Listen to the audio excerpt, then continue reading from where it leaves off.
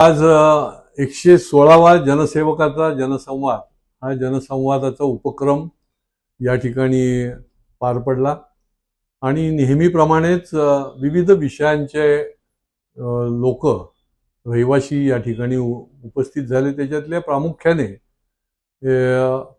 आपल्या इथे जे राजीव गांधी मेडिकल कॉलेज आहे, या मेडिकल कॉलेजमधले विद्यार्थी की जे MBBS झालेले आहेत परंतु त्या ठिकाणी निवासी आहेत, यांचे देखील प्रश्न घेऊन लोक आले होते। आणि त्या ठिकाणी खरं म्हणजे महापालिकेने एका दृष्टीने दुर्लक्षच केलं होतं। तिथली जी काही निवासी इमारत आहे त्याच्या ठिकाणी दुरुस्ती झाली पाहिजे, त्या ठिकाणी वायफाय इंटरनेट कनेक्शन पाहिजे। अहो, हे मेडिकलचे विद्यार्थी आहेत, तिथे वायफाय नसेल, तिथे जर अशा प्रकारची व्यवस्था नसेल तर कसं चालेल। त्या ठिकाणी त्यांचे प्रलंबित जे एरियर्स आहेत ते मार्चपासून प्रलंबित आहेत आणि त्याच्यामुळे त्यांनी हा विषय जो आहे तो या ठिकाणी आणला। संबंधित खात्याच्या अधिकाऱ्यांशी माझी चर्चा झाली आणि तात्काळ त्यांनी वायफायसाठी तर त्या ठिकाणी तात्काळ अधिकारी त्या ठिकाणी जे टेक्निशियन आहेत ते पाठवले आणि मला वाटते उद्यापर्यंत ते क्लिअर होईल।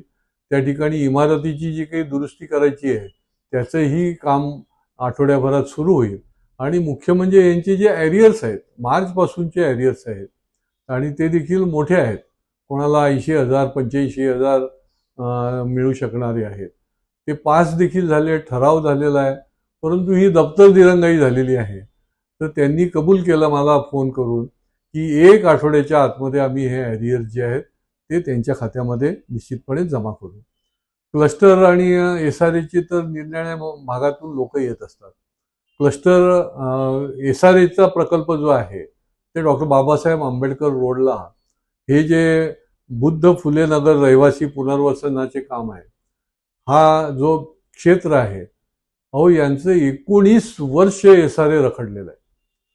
म्हणजे विकासकाने काय पराक्रम केलेला असेल बघा की 19 वर्ष या लोकांचा SRA प्रकल्प ठप्प आहे, एकही वीट त्या ठिकाणी उभी राहिलेली नाही आहे आणि त्याच्यामुळे हे सगळी लोक जे आहेत ती हवालदिल झाले होते आणि ते या जनसंवादामध्ये येऊन माझ्याकडे निवेदन देऊन गेले। मी SRAच्या अधिकाऱ्यांशी चर्चा केली आणि त्यांच्याबरोबर सोमवारी या संवादातली बैठक पण आयोजित केली जाणार आहे आणि त्याच्यामुळे विकासक SRAचं प्रोजेक्ट हातात घेतात आणि त्याच्यानंतर वाऱ्यावर सोडून देतात आणि त्याच्यामध्ये हजारो, आता जवळजवळ 500 झोपडपट्टी धारक या प्रक्रियेमध्ये आहेत, SRA प्रकल्पामध्ये आहेत आणि त्यांच्यामुळे त्यांना न्याय मिळाला पाहिजे आणि जर तो विकासक करत नसेल तर त्याला बाजूला करून त्या ठिकाणी दुसरा विकासक नेमून हा SRAचा प्रकल्प पूर्ण होण्याच्या दृष्टीने आम्ही आता पुढच्या काळामध्ये पावलं टाकणार आहोत।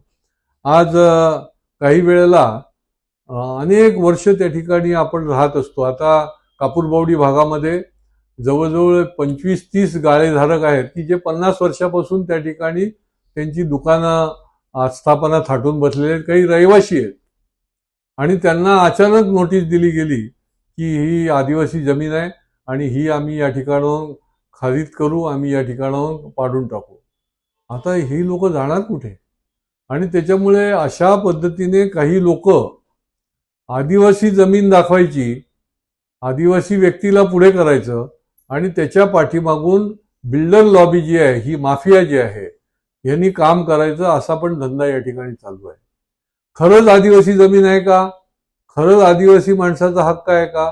तर त्याच्याकरता लढलं पाहिजे, जो म्हणून अशा, आणि तसा कायदा पण आहे। पण अशा पद्धतीने आपण जर त्यांना निष्कासित करायला निघालो, 50 वर्ष राहत आहेत ते, तर ही सगळी मंडळी आली होती। मी तहसीलदार, त्याच्यानंतर प्रांत, काल तर महसूल मंत्र्यांकडे देखील त्यांनी त्यांचं गाऱ्हाणं जे आहे ते सांगितलेलं आहे आणि त्यांना जेवढा म्हणून योग्य तो न्याय देता येईल तो देण्याचा पुढच्या काळामध्ये आम्ही प्रयत्न करणार आहोत। औषध आणि अन्न प्रशासनाचं जे खातं आहे ते सध्या फॉर्ममध्ये, महाराष्ट्रामध्ये अनेक प्रकारच्या चांगल्या प्रभावी कारवाया देखील सुरू आहेत। या ठिकाणची काही मिठाईची दुकानवाले या ठिकाणी उपस्थित झाले होते आणि त्यांना ही भीती होती की 50 मीटरमध्ये आमचं दुकान आहे तर ते पण काढून टाकणार की काय. आणि त्यामुळे अधिकाऱ्यांशी आम्ही चर्चा केली. त्यांनी जर सगळ्या नियमांचं पालन केलेलं असेल मिठाईच्या दुकानांनी, तर त्यांना कुठल्याही प्रकारची कारवाई केली जाणार नाही, अशा प्रकारचं त्यांनी आश्वासित केलेलं आहे.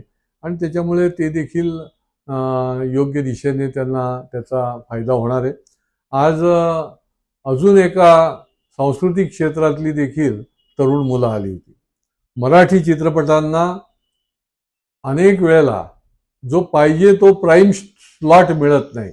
निरनिराळ्या ठिकाणी जे ठाण्यामध्ये, मुलुंडमध्ये जे ठिकाणी मॉल आहेत, तर त्या भूतम न भयम या सिनेमा जो आहे तो आत्ता नुकताच रिलीज झालाय. सगळी तरुण ताजी तवानी मुलं यामध्ये काम करतात आणि हा सिनेमा देखील लोकांना अतिशय लोकप्रिय व्हायला लागलेला आहे. तर याची सगळी टीम जी आहे ती या ठिकाणी आली होती आणि त्यांनी विनंती केली की इथे आम्हाला प्राईम दिला नाही तर लोकांना कळणार कसं आमचा पिक्चर चांगला आहे की वाईट आहे.